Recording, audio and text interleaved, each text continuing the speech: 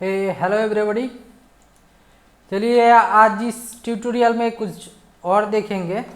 इससे पहले कुछ और देखे थे, ओवरव्यू में देखे थे कि हाँ किस तरीके से ट्रेडिंग होता है, क्या क्या टाइप का ट्रेडिंग होता है और इस ट्रेडिंग में हम लोग किस टाइप की ट्रेडिंग में क्या कर सकते हैं।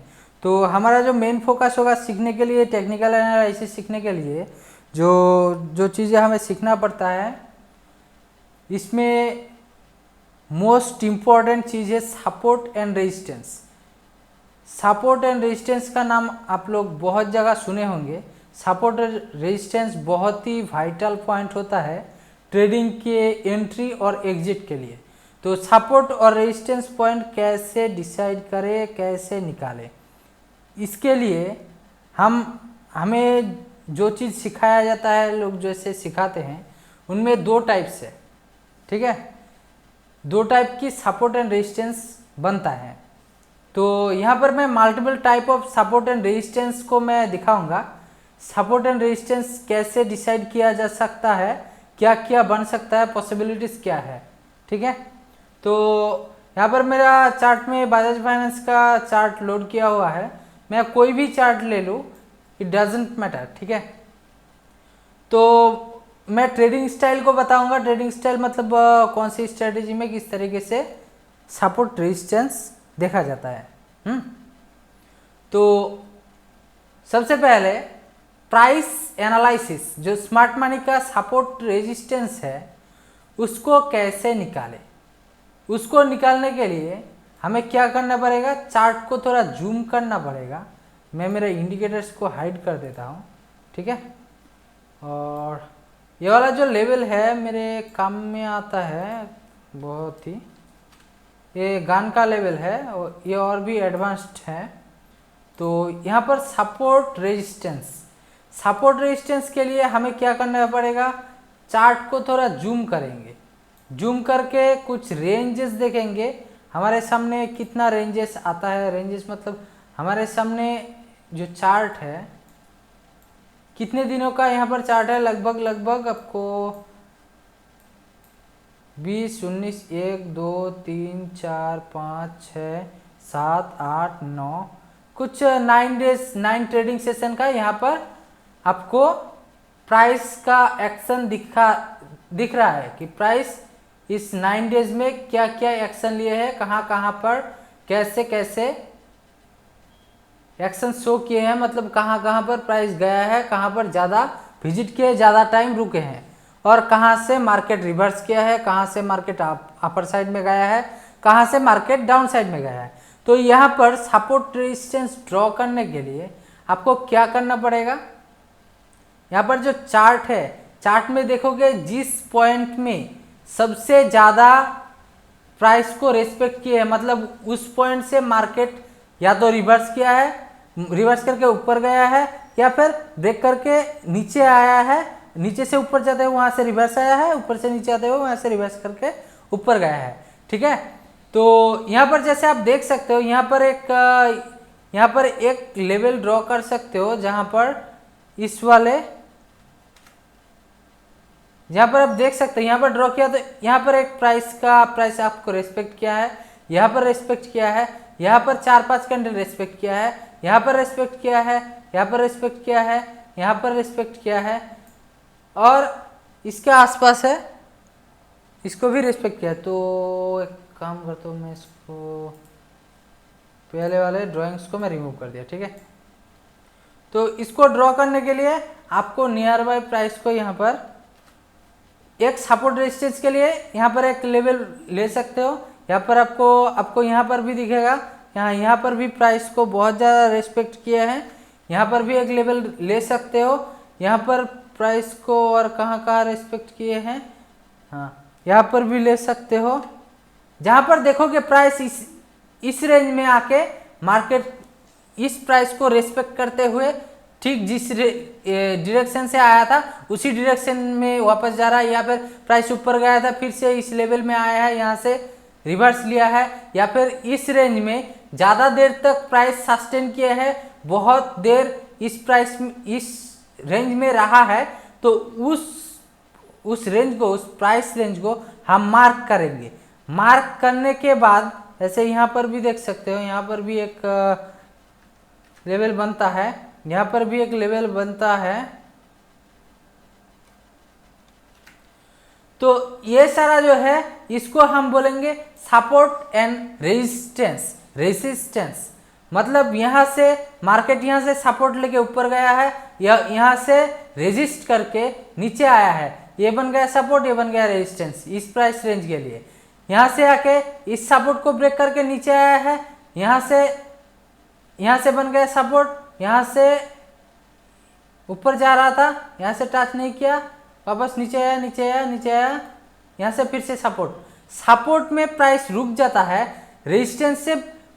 रेजिस्टेंस से प्राइस वापस घूम के नीचे आता है। ठीक है, यहाँ से जाता है यहाँ से नियर बाय रेजिस्टेंस, इसको रेजिस्टेंस थोड़ा नीचे भी ले सकते हैं, कुछ एडजस्ट करके ड्रॉ करना पड़ता है ऐसे सपोर्ट रेजिस्टेंस। ठीक है, तो प्राइस रेंज कितने दिनों का प्राइस रेंज है उसके हिसाब से ड्रॉ करना पड़ता है। हमेशा इस टाइप का ये वाला जो सपोर्ट रेजिस्टेंस है ये वाला ड्रॉ किया जाता है आपको स्मार्ट मनी को डिटेक्ट करने के लिए। तो इस पर और भी बहुत सारा चीजें अप्लाई किया जाता है, इसमें फिबोनाची अप्लाई किया जाता है, इसमें गान अप्लाई किया जाता है। तो ये सारे चीजों को देखते हुए सपोर्ट एंड रेजिस्टेंस को आपको डिफाइन करना पड़ता है, साथ में प्रोफाइल वॉल्यूम वगैरह भी देखना पड़ता है। तो नेक्स्ट जो आता है सपोर्ट रेजिस्टेंस का और भी पार्ट रहता है, जैसे कि मान लो यहाँ पर आप इस टाइप का सपोर्ट रेजिस्टेंस लिए हो, आपको समझ में नहीं आ रहा है कि हाँ सपोर्ट में तो रेजिस्टेंस में तो गया ही नहीं है, नीचे आ गया है, इस सपोर्ट को तो उस दिन रेस्पेक्ट ही नहीं किया, नीचे आ गया, तो इसको क्या करें।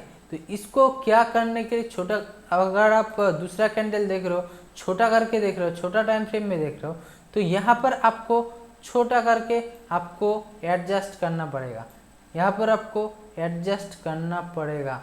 ठीक है, यहाँ पर एडजस्ट करना पड़ेगा। देखो यहाँ पर नज़दीक आ गया है, बहुत नज़दीक आ गया है, यहाँ पर एक पॉइंट को रिस्पेक्ट किया है, यहाँ पर रिस्पेक्ट किया है, यहाँ पर रिस्पेक्ट किया है, यहाँ पर, तो यहाँ पर रेजिस्टेंस लेके नीचे आया है।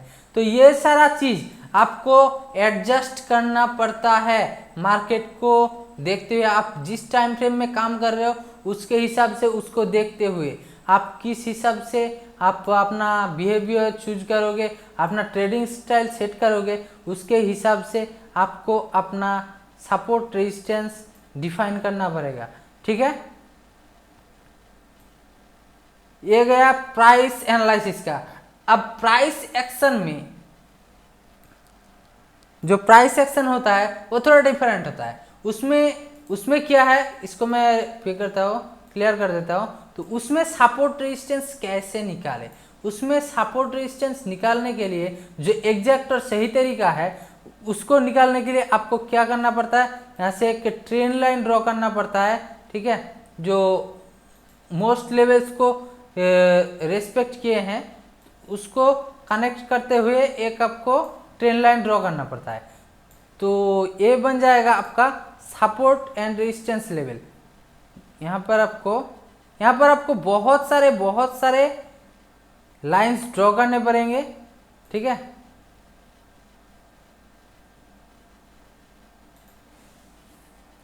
बहुत सारे लाइंस ड्रॉ करने पड़ेंगे। यहाँ पर प्राइस सेक्शन में यही थोड़ा दिक्कत होता है, लोगों को ऑकवर्ड लगता है, लेकिन प्राइस सेक्शन में सही मायने में आपको सपोर्ट रेजिस्टेंस देखने के लिए ये सारा चीज आपको देखना पड़ेगा। ठीक है, यहाँ पर जब ड्रॉ किया इस वाले लो से लो टू लो कनेक्ट करोगे, हाई टू हाई कनेक्ट करोगे, ये बन गया आपका सपोर्ट। यहाँ से सपोर्ट लेके ऊपर गया, यहाँ से जब नीचे आ रहा था इससे इसको कनेक्ट किया, इससे टच करके नीचे आया, तो ये बन गया रेजिस्टेंस। जब भी इस सपोर्ट को ब्रेक किया, देखो आप नीचे डाउनफॉल देखने को मिला है। ठीक है, यहाँ पर रेजिस्टेंस के लिए यहाँ पर बहुत सारे पैटर्न भी बनता है, फ्लैग पैटर्न, ट्रायंगल पैटर्न, ये सारे चीज़ों को देखना पड़ता है ब्रेकआउट के लिए। तो इसका सपोर्ट रेजिस्टेंस इस तरह बनता है। जैसे यहाँ पर देखो आज के ट्रेडिंग सेशन के लिए यहाँ पर आपका सपोर्ट क्या था,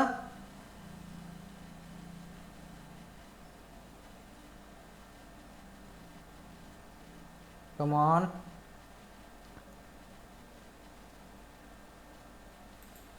यहां पर सपोर्ट था, इस सपोर्ट को ब्रेक किया, मार्केट नीचे आया, ठीक है। तो सपोर्ट रेजिस्टेंस ये सारा चीज देखना पड़ता है। यहां पर आपको रेजिस्टेंस ड्रॉ करने के लिए क्या करना पड़ेगा, रेजिस्टेंस आपको ड्रॉ करना है ना, तो रेजिस्टेंस ब्रेक करके जब आप प्रॉफिट देखने जाओगे तब आपको क्या देखना पड़ेगा, आपको कहाँ, हाँ पॉइंट देखना, यहाँ पर ये वाला हाई कनेक्ट किया, हाई टू हाई, ये कनेक्ट करके आप नीचे जा सकते हो, या फिर यहाँ से यहाँ कनेक्ट कर सकते हो, बॉडी टू बॉडी, ये क्लोज टू क्लोज, ठीक है। हाई टू हाई इसको ये किया, ब्रेक किया, इसको ब्रेक किया, थोड़ा ऊपर गया। इस टाइप का मेन सपोर्ट रेजिस्टेंस जो होता है, मतलब प्राइस सेक्शन में सपोर्ट रेजिस्टेंस ट्रेंड लाइन के हिसाब से बनता है, ट्रेंड लाइन के हिसाब से सपोर्ट रेजिस्टेंस कैलकुलेट किया जाता है, और ये सही तरीका है, ठीक है। इसको ब्रेक किया, ऊपर गया, इसको ब्रेक किया, नीचे आया, तो इसके हिसाब से सपोर्ट रेजिस्टेंस बनता है। टारगेट के लिए दूसरा कुछ अप्लाई करना पड़ता है, आपको ये RSI वगैरह, MACD वगैरह यूज करना पड़ता है। ये अलग अलग ट्रेडिंग स्टाइल, अलग अलग स्ट्रेटेजीज के ऊपर डिपेंड करता है कि आपको क्या लेना है, क्या डिसाइड करना है, क्या नहीं लेना है, ठीक है। तो यहाँ पर भी आप देख सकते हो, यहाँ पर एक ट्रायंगल पैटर्न भी बनेगा, यहाँ पर